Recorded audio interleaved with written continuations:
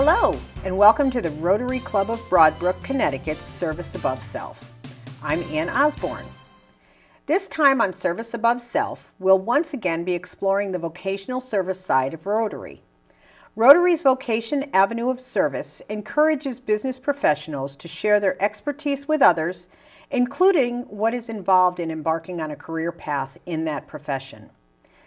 Massage therapists treat clients by using touch to manipulate the soft tissue and muscles of the body. Using multiple techniques, therapists relieve pain, rehabilitate injuries, reduce stress, increase relaxation, and aid in the general wellness of clients.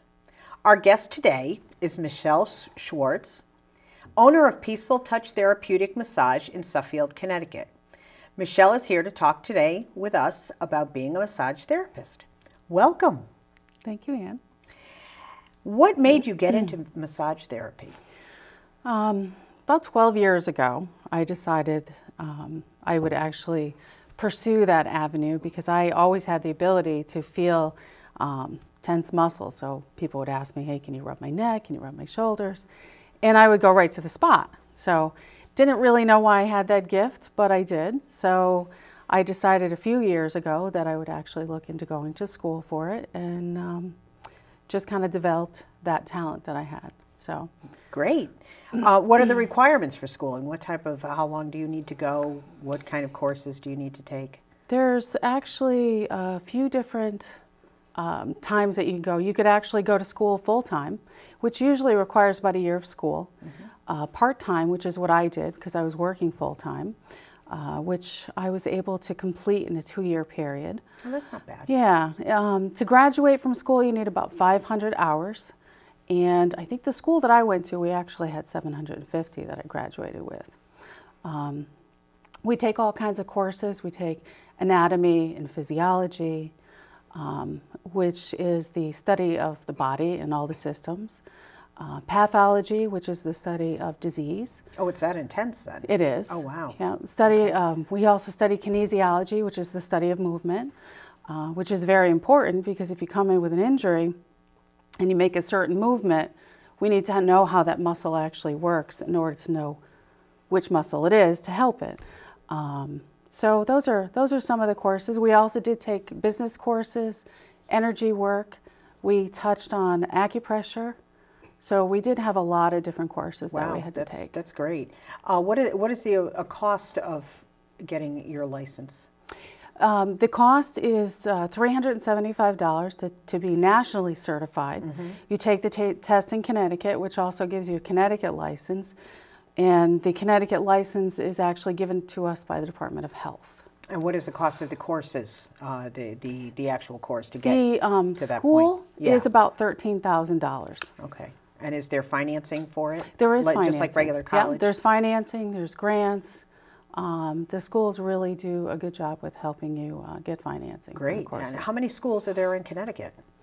You know what, I'm not sure. The only school that I know of, there's one school, actually there's 2 schools owned by the same company in Connecticut that just does massage therapy only. Some of the other schools, some of the trade schools do offer massage therapy programs. Uh-huh. But not necessarily licensing. Well, the schools, you have to actually go through school. Mm-hmm. You get the hours, and then you actually have to take a test at a state testing facility. Oh, okay. So, and then there, you, if you pass your national board exam, which is a little stressful, you get licensed then. Okay, so there are alternatives and different places to go. Yes, okay, definitely. That's good to know. How many hours do you typically work in a week? Because you've been at this for what? How long have you been I have been a now? Full-time massage therapist for 2 years. And full-time is anywhere from 20 to 30 hours a week. And that's actual hands-on.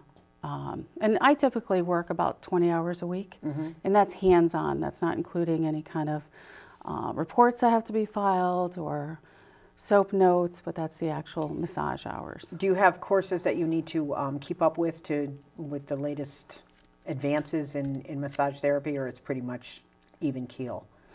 We do have continuing education requirements. We have to do 24 hours within a 4-year period of time. Oh, okay. That's not too bad. Yeah, That's in our license, we have to renew that every 2 years. okay. So. Are you typically 9 to 5? Do you travel when you go to work, or are you in a stationary place? Where do you work? Typically, 9 to 5 is not me. I will work Monday through Sunday. Okay. It really does depend on people and when they're available. Most people are available in the evenings and on weekends, so I tend to be available during that time. So I do a lot of morning appointments and evening appointments, so I have a lot of my afternoons free. I do travel. I work out of 2 locations. I work out of a chiropractor's office and a wellness center. I also do home visits, and my home visits will consist of people who are not able to come into the office. Oh. I have a couple clients that are in rehab centers that are not able to get out of their bed, so I work on them while they're in their own bed. That's not something you would think about with massage therapy, Yeah. because usually, when I think about massage therapy, I'm thinking, I'm going to have this for Mother's Day, that kind of thing. So you really have to know somebody's medical history in Yes. order to do this in a Yes. lot of places. Medical history is very important. There's a lot of conditions that can affect how we actually go about the massage. If somebody is bedridden and cannot lay on their stomach, then we need to know that. If somebody has, say, thrombosis in their legs, we cannot apply deep pressure, Right. because that could release blood clots. If someone has MS, they don't take well to heat, so we need to make sure the room is okay, cool and we don't okay. have a table warmer on. So if someone's pregnant, we don't necessarily want them lying on their back. So we have to know ahead of time how we're going to bolster them and keep them comfortable laying on their side. And also if they have back pain, or we need to know Right. what areas actually they want us to address. What do you find age-wise? Does every age range come to see you, or is it mostly tired people that have aches and pains as we're getting older, as all of us do? What is your average client? I don't really have an average client. My youngest client is 8. Oh, wow. My oldest client is 92. That's quite a range. There is. Yeah. And a lot of people wouldn't think of children needing massage therapy, but if you think about the sports activities that the children are involved with, motocross, basketball, I mean, Yeah. some of the muscles that are really sore on these kids, but they just kind of brush it off. Kids reading, just with their posture, with their head down. Right, I see a lot of kids having neck issues. How about computer? 'Cause they're Computer work, constantly- all the same stuff that adults have. But they don't really pay attention to it when they're young, Yeah. because they brush it off and they get over it easy. They're invincible. Yeah, exactly, exactly. And then the elderly clientele, I've been finding more and more elderly people want massage too, because they're looking at other ways to stay healthy, fit, instead of maybe taking a pill, maybe using massage therapy for pain management. So, and then of course there's all of us in between. Oh yes, just for comfort. Now I've heard that massage therapy is really good in the sports arena for training and that. Could you elaborate on that a little bit? Yes, we do sports massage also. That's one of the things that we do. We actually, it's great for pre-event. Like we work with swim teams and bicyclists. So pre-events to get them warmed up. In the middle, before they move on, or after their event, and then before they move on to the next event, just to kind of keep their muscles looser. And then after they're done for the day, kind of like a relaxation. The sports massage is a little different. It's not your typical relaxation massage where you're comatose. It's more of, okay, we're going to just keep your muscles energized. So Right. it's a vigorous pace. Okay. Also have heard that massage therapy is very good for pregnant women also. What are the benefits for someone who is pregnant? the benefits, the biggest benefit that a pregnant woman gets is relief of back pain. Usually the baby's sitting someplace that makes it very uncomfortable in their lower back. Yeah. And also just to treat themselves. As, you know, their body's going through a lot. Yeah. So just to be able to have the ability to just kind of lay there and just enjoy the moment. So we will recommend for all the pregnant Yes, women listening yes. to go get a massage. Yes. Okay, that sounds great. And it's very good to see someone who actually is experienced in pregnancy massage, because there are points that you don't want to actually touch on a pregnant woman because it can induce labor. So. Oh, no, we don't want to do that. How is going to a regular massage therapist in a doctor's office or a chiropractor's office, as you are in, and going to one of these spas where they give exclusive, like the casinos, you know, they have these very, very expensive, what are the different types of massages, and what are the uses for them in everyday life? You know, I don't have $300 to pay for a massage, and, you know, I just want something that's going to relax me. And, you know, is it the same? Are there different levels? How does that work? I think it's pretty much the same. It really does have to do with what you're looking for. And that's the most important thing in massage therapy, is what do you expect to get out of it? Are you coming in for relaxation? Are you coming in because you're in pain? So a spa atmosphere will actually give you other benefits. You may be able to go into the pool, you may be able to go into the sauna, plus you get your hour massage.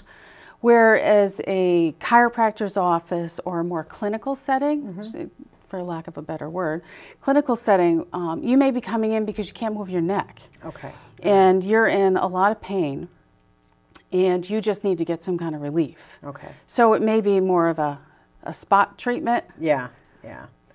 So there's pleasure and pain in there. There is. Okay. Now, I understand that a typical massage is laying on a table, and there's also what's called a chair massage. Yes. And I understand you brought your chair. I did. All right. I did. Well, we're going to take a short break, and then if you don't mind, we'd like to get a worthy victim and Okay. have you do a chair massage. All right, sounds great. All right. Thank you very much. We'll be right back.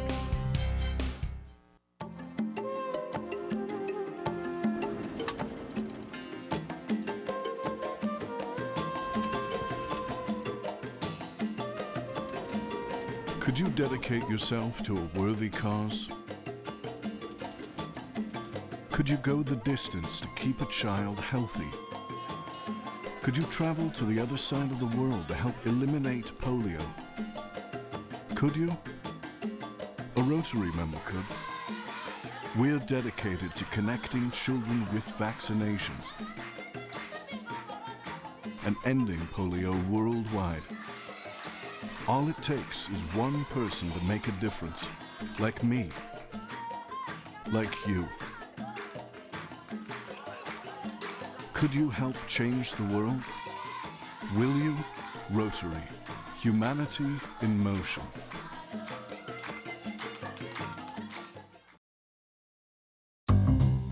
Who says you can't teach an old dog new tricks? Maybe you should go to your shelter and get a mature dog who will make your blues disappear.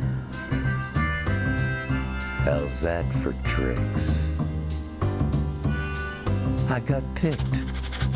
Wow.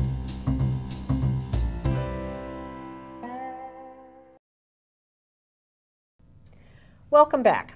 Our guest, Michelle, is now going to introduce us to a chair massage. Michelle? Okay. So Sean filled out a health intake form before we did this, so we can get started. So you're going to sit on the chair here, and you're going to put your knees here. You're going to lean forward, and you're going to put your head in here. And then your arms are relaxed. So even though this chair looks a little odd, it's very comfortable. So we're just going to start off with a little relaxation massage going down his back. A chair massage tends to be a little bit more rigorous than a table massage. So it tends to be a bit of faster pace. Okay. So How do I know if I'm getting a good massage? I think or if I should be getting a massage. Well, if you're feeling muscle fatigue, it's always a good idea to get massage. I mean, I think massage is good for anybody at any time. How you know you're actually getting a good massage is if the massage therapist actually addresses your issues. So if you come in and you have a stiff neck or your shoulder's bothering you, addressing those issues is important because you want to feel like the massage therapist did listen to what you were saying and did address the issues. So that's how you can tell if you're getting a good massage. Have you ever turned anybody down for getting a massage? What medical issues would you not give a massage for? If somebody was bleeding and fever. Fever is what we call a contraindication. Contraindication, we won't do the massage. We also have people that have local contraindications, like say you have a rash on your arm, we'll just go around it. So those would be some cases where we actually wouldn't do a massage. Okay. Is there any risks at getting a massage? Can I get hurt? You can if the pressure is too much. So if you have conditions where deep pressure is not a good idea, like if you have thrombosis, which is any kind of clotting, usually that's not a good time to get a massage. It increases your circulation and it could possibly release a blood clot. So that would be one case where you wouldn't want to get a massage. So if I was out of it, I know a lot of problems with blood clots are through surgery. So if I just had surgery, it's probably a good idea for me to wait a while before I get a massage. If you have surgery, the best thing to do is actually get a clear from your doctor to get a massage. Great idea. Great idea. Yep. Now I noticed we talked earlier about table massages. Obviously you're doing the chair massage now. What other type of massages are there? I've heard of hot stones. You know, there seems to be a lot of different massages. There's some examples? there is the hot stone. The hot stone is super relaxing. There's aromatherapy. So using different essential oils during the course of the massage. I've actually done aromatherapy massages combined with hot stone. Okay. So people are pretty comatose by the time I'm done. And there's geriatric massage, working on elderly people. There's child massage. There's actually touch therapy. A lot of people don't realize, but the elderly population, they're in need of touch.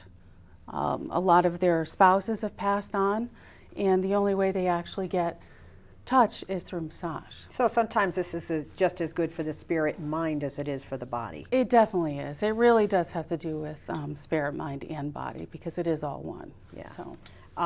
It's funny because sometimes people have the idea that massages go with mysticism and that kind of thing, and it seems to be more prevalent in the medical field nowadays and more accepted. Are you finding it's easier to explain it to people and what a massage is, and finding that people are more in tune to getting one for just their spiritual well-being and well-being in general? Oh yes, definitely. The one thing that massage does is, well, one of the benefits actually, it helps you be connected with your body again. What happens if somebody has never had a massage, or if it's been a while since they had a massage, people will tell me, I have no idea that hurt.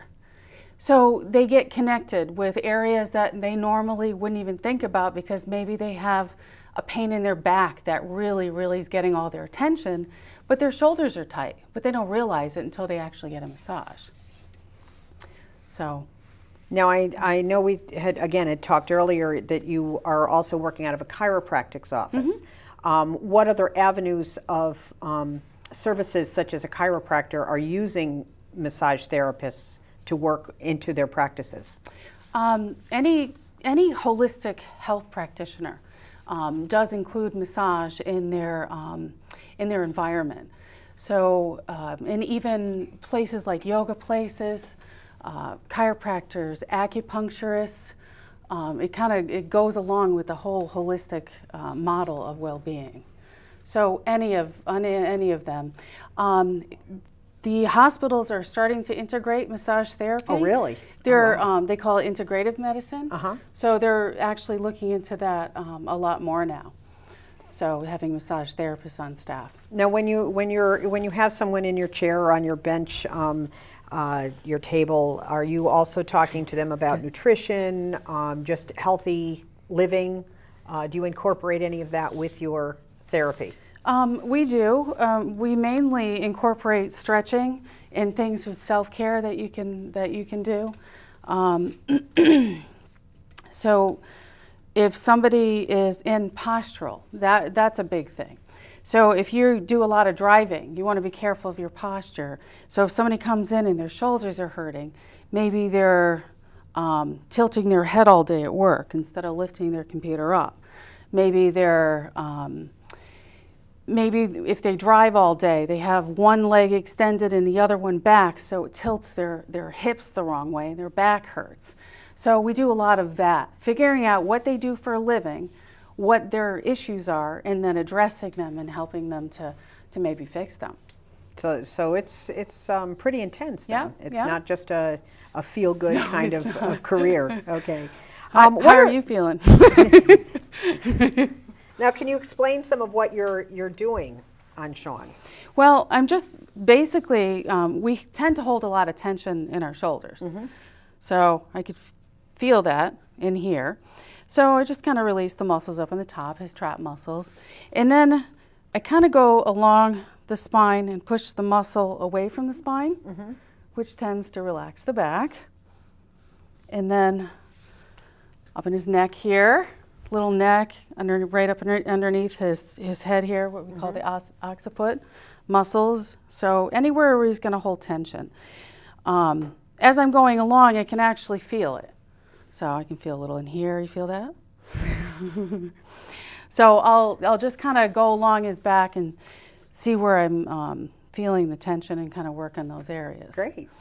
You can do almost a full body massage in the chair.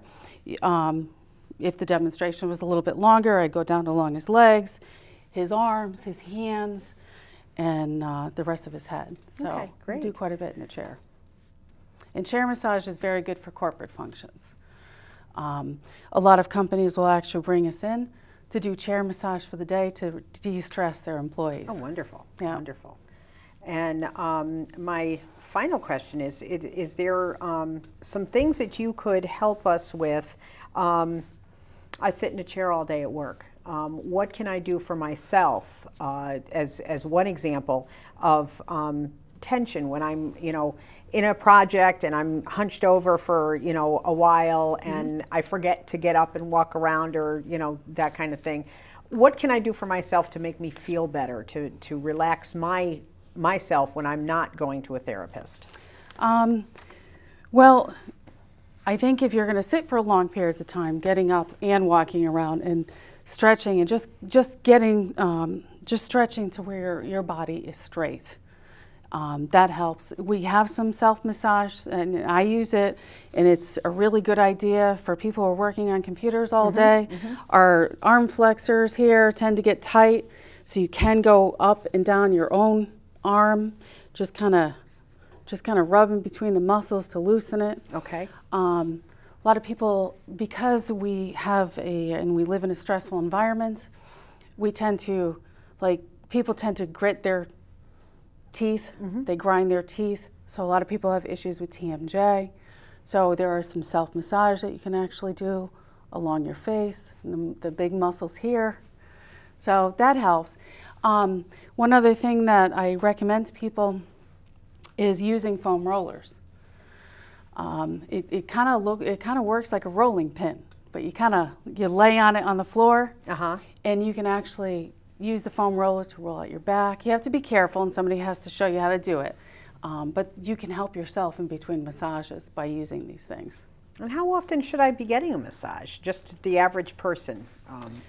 The average person, if somebody comes in with an issue, they tend to see me a little bit more, like maybe once a week.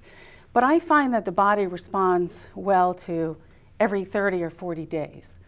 it's because you're not starting over again. It's kind of like a maintenance thing. So every 30 to 40 days, come for a massage, kind of keeps you in that even. So maybe coordinate it with track. your 6-week haircut or something like that. Yeah, Okay. exactly.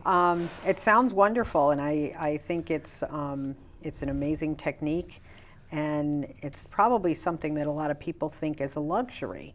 But I know just in talking to other people who have had it, it's not that expensive, and it's pretty reasonable. Does insurance cover massage therapy? Most massage therapists don't take insurance. There are some that do, but it really is mostly out of pocket. Okay. All But right. you can get a massage anywhere from $50 to $120. I've an heard hour. they're very reasonable. Yeah, yeah. So highly recommended. Yes. Yes. Yes. And I wonder how Sean is doing. Sean, would you highly recommend this? Well, I can use a little stroke on you that will kind of wake you up now, if you'd like. All Well, right, Michelle, sit up this for has me. been very enlightening. All right, thank you. Thank you very much. I appreciate you coming in and showing thank us what we're doing, and I think I'll book a massage tomorrow. Thank you for watching Service Above Self. Until next time, as always, we encourage you to go out and find a worthy cause and lend a helping hand.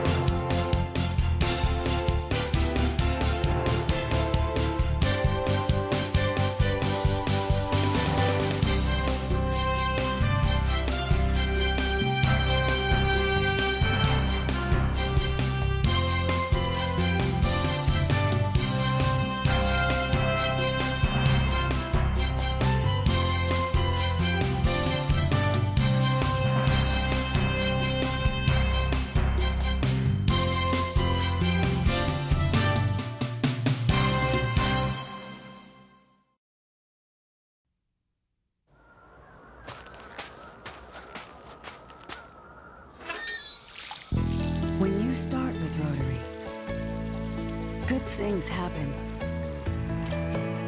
Rotary is ordinary people working together to clean the environment, stop disease, and accomplish other extraordinary things.